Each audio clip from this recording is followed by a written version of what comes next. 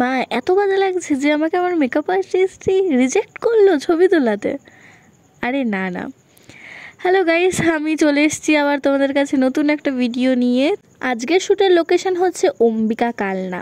হ্যাঁ, দেবলীনাদির student package shoot ছিল সেদিনকা। আর দেবলীনাদির সাথে এটা আমার সেকেন্ড টাইম কাজ। এর আগে আমি যখন সদ্য মাত্র মডেলিং জগতে পা রেখেছি তখন দিদির সাথে কাজ হয়েছিল। এটা আমার সেকেন্ড টাইম। আমি খুব এক্সাইটেড ছিলাম দিদির সাথে কাজ করবার জন্য। যাওয়ার পথে আমার বান্ধবীর সাথে দেখা হয়ে গেছিলো, তো ভাবলাম যে একটু গল্প করতে করতেই চলে যাই। ও যাচ্ছিলো কালনা কলেজে, ওর কলেজে কি কাজ ছিল তো তার জন্য।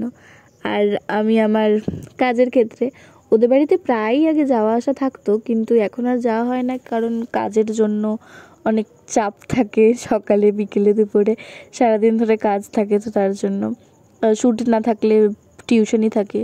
তারপর তো ওর কলেজের উদ্দেশ্যে বেরিয়ে গেছে আর আমি আমার শ্যুটের লোকেশনে। হ্যাঁ, যাওয়ার পথে কিন্তু আমি একবার হারিয়েও গিয়েছিলাম। মানে আমি টোটো কাকুকে ঠিক করে বোঝাতে পারিনি যে ঠিক আমি কোনখানে যাব, তো তার জন্য টোটো কাকু আমাকে ভুল জায়গায় নিয়ে গেছিলো। তারপরে দিয়ে ঠিকঠাক বুঝিয়ে দিয়েছি, তারপরে নিয়ে এসেছে। এই প্রায় আমার শ্যুটের জন্য আমি প্রায় রেডি হয়ে গিয়েছি।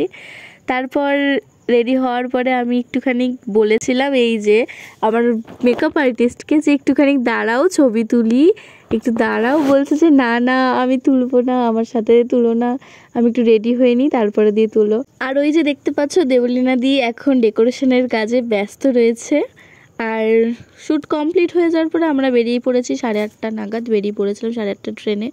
যাচ্ছিলাম আমার দিদি, বদ্দি আর দীপালি। না না, ভেবো না যে ওরা আমাকে নিতে গেছিলো, একদমই না। ওরা গেছিলো হচ্ছে 108 শিব মন্দির দেখতে কালনার।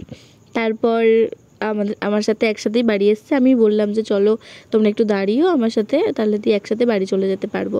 আর আমার বড়দি হচ্ছে আমার বড় জেঠুর মেয়ে, যাদের বাড়ি ত্রিপুরাতে, এখানে এসেছিলো বেড়াতে। আর আমরা নেমে পড়েছি আমাদের ভান্ডাটিগুড়ি স্টেশনে। ভাবলাম যে চলো গিয়ে কিছু খেয়ে নিই, 9:30 বাজে তখন। তারপরে চাউমিন আর এগরোল খেয়েছিলাম। আমি চাউমিন খাইয়েছি সবাইকে বলতে দিদিকে, দীপালিকে আর দিদি খাইয়েছিল এগরোল, তিনজনাকেই। একটুখানি ভাবলাম যে ভিডিওটাও করে নিই, সবাই খাচ্ছি, একটুখানি দেখিয়ে নিই আমার ফ্রেন্ডদেরকে। তারপর ওরা দুজনে চলে গেছিলো, কারণ বাড়িতে তো যেতে হবে তার জন্য। আর আমি দিদার বাড়িতে যাচ্ছিলাম। আজকে আপাতত এইটুকুই, আবার নেক্সট ভিডিওতে দেখা হবে তোমাদের সাথে। আপাতত টাটা, গুড নাইট।